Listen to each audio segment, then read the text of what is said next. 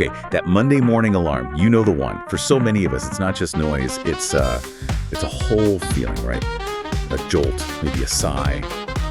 That collective, ugh, Monday again? Yeah. It's almost baked into our culture, isn't it? Yeah. The whole Monday blues thing. But what if? What if that whole feeling was, well, maybe an illusion? What if Monday wasn't this burden we carry, but actually a really powerful opportunity, like for real transformation? That's exactly what we're going to get into today. Exactly, and that's really the heart of this fascinating script we're looking at, Patartisi, Ruhunla Uyan, which, translates beautifully to Monday wake up with your soul. And this isn't just about surviving the start of the week. It's more fundamental, rethinking how you approach Monday, sure, but also maybe any new beginning. Right. So our mission here in this deep dive is to really pull out the actionable stuff, the strategies, the mindset shifts from this material. We want to help you listening, not just, get through Monday, but actually turn it into one of the brightest starts of your life. Feeling valuable, seeing your own strength, and getting genuinely excited about a new day, a new week. Okay, let's dig in. So the source material, it really comes out swinging, doesn't it? Straight away, it tackles that Monday blues idea head on. Suggests it's often just an illusion you create in your mind. I mean, wow. An illusion. It is quite a statement, yeah, and maybe a bit confronting if you've felt that dread for years. But what Patartisi is suggesting is this big reframe. Monday isn't inherently bad. It's actually a shining opportunity. It's really a call to action for anyone who's ready to see each week as a chance to, transform. Okay, so if it's an illusion we're creating, how do we stop? How does the source say we can dismantle it? It seems to put a lot of weight on our own self-worth, right? Rediscovering things like forgotten hopes, postponed dreams, that boundless potential within us. Precisely. The core idea is that, there's always a light shining within us. And the goal is simply to rekindle it. The source uses this lovely metaphor. Every month is like a new canvas. You choose the colors, full of hope and energy. It really puts the power back in your hands. It says, success is deciding every morning that today will be a great day. That choice. Yeah, and that links so well to this whole new beginning idea that runs through it. Every single day, every week, it's a fresh start. The source even uses this really specific analogy, talking about the fervent hope in a football fan's heart before every big match. It mentions Fenerbahce fans specifically, which must have really hit home for the original audience.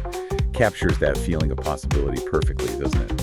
That every Monday holds that chance. Absolutely. The week isn't just this thing to endure. It's presented as this creative space, a canvas open for your masterpiece, which immediately makes you ask, okay, what can I create this week? And that doesn't have to be huge. It could just be finishing small things you've put off, chipping away. I love that image of the week as a masterpiece you're working on. Yeah. And you're the artist. The script really leans into the power of affirmations too, and self-reliance, urging you to motivate your mind with affirmations. I'm here, I have a goal, I can do it. Ooh. And there's this one line that just jumps out. It's so potent. If one day you find yourself helpless, don't wait for another savior. Be your own savior. Powerful stuff. Yeah. Ultimately, this whole first part is about driving home that sense of ownership. This week belongs to you. It's a time frame where you can turn your energy into your intentions. It's about making Monday more than just a start. It's like the birth of a new you, a kind of rebirth every week. Okay, so we've got the mindset shift, how to think about Monday differently. But, thinking is one thing, doing is another. What actual concrete actions does Patartisi suggest? How do we really start living this new approach? Right, because the mindset needs that practical foundation, doesn't it? And the source doesn't mess around. It goes straight to the very first moment, waking up. And it's not just wake up, is it? It's got this real energy behind it. Spring out of bed like a coiled spring. I mean, that's quite an image. It speaks to intention right from the get-go. It really does. And right after that initial burst, it suggests something simple. 5-10 minutes of light stretching. Not some intense workout, just a gentle wake-up call. It says it both awakens your muscles and speeds up blood circulation, sending a good morning message to your brain. Literally waking everything up. And then for the mind, something we hear a lot about, but the source gives it a real push. The gratitude journal. Right when you wake up, jotting down 3 things you're grateful for.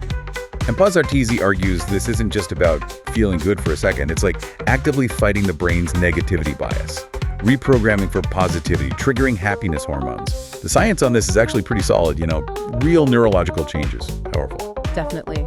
And beyond the mental game, it really highlights the physical foundations. Coffee's fine, sure, but it talks about the wonders of warm water with lemon first thing. It says it speeds up metabolism, aids digestion, and helps you start the day feeling fresh. It also suggests things like herbal tea with ginger or cinnamon for energy. And breakfast. Keep it balanced. Balanced protein and fruit, plenty of water or fresh orange juice or other energy drinks, fueling those intentions. I find even just having a little extra time makes such a difference. And the source agrees. It emphasizes waking up maybe just 15, 30 minutes earlier. That buffer, that time just for you. And getting back to movement, it doubles down on the mood benefits of physical activity. A short walk, light exercise, even just around the block. It brings endorphins to both your body and soul. Quick win for your headspace. It also mentions those smaller things, the almost subconscious confidence boosters, like picking clothes that make you feel good, or putting on a favorite song first thing. It's like you're curating your own Monday morning vibe, setting your own soundtrack. I know for me, personally, if I put on something I feel good in on a Monday, it shifts things. A little act of defiance against the gloom, maybe. Totally. And finally, a really simple but quite profound ritual, mindfulness. Make your coffee or herbal tea a calm ritual. Feel every sip like a reward. Just turning that everyday thing into a deliberate moment of pleasure. Self-care. Okay, but let's be real. Even with all these great intentions and rituals, Papartizi acknowledges that Monday can still throw curveballs. It knows about the mood spoilers, the traffic jams, that inbox that looks terrifying first thing, maybe even those sideways glances from colleagues that, oh, you again, look? Yeah, the source has this great line. It's kind of funny but firm. It talks to this imaginary character, Jakob. It says, "Stay calm, Jakob. We're not letting them get to us this week."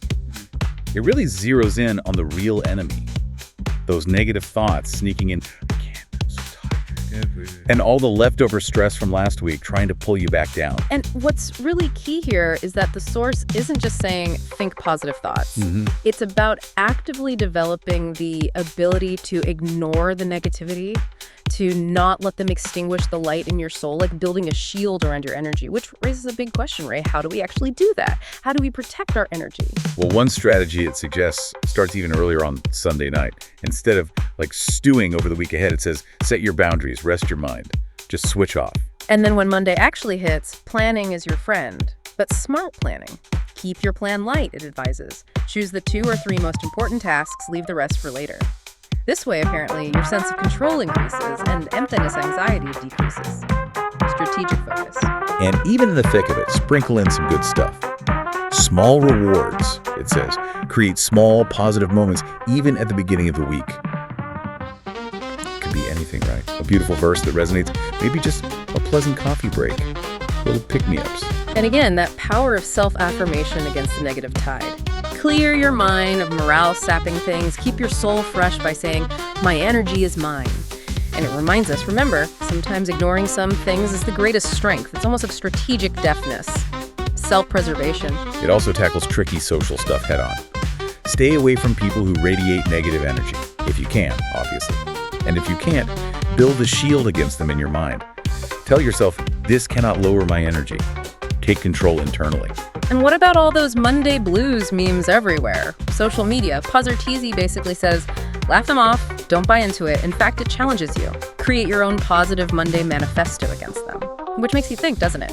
How much energy do we actually waste on stuff we have zero control over? This encourages detachment. Yeah, it really boils down to these small mental adjustments, making a massive difference. Because instead of getting bogged down by things you can't change, you shift your focus to the only thing you can control. How you react, your own mood. This week, Papartizi wants you to see Monday's hurdles not as roadblocks, but as, training. A training ground that will strengthen your soul even more. So wrapping up this deep dive into Papartizi, Brahun La'uyan, the big message is really hopeful, isn't it? Mondays don't have to be this thing we dread. They really can be a launchpad for a productive week, a positive week. If you cultivate that right mindset and weave in some of these, surprisingly simple habits, it's amazing how small shifts, gratitude, mindful hydration, you name it, can genuinely change things. Absolutely. And the thread running through it all is personal agency, that power you have to get to define your Monday. And that sets the tone for the whole week. It's less about what happens to you and more about your internal response. So what does this all mean for you, listening right now, thinking about everything we've kind of unpacked today? What's the one small, deliberate shift you could commit to making this coming Monday? Not just to sort of survive the day, but to actually truly wake up with your soul.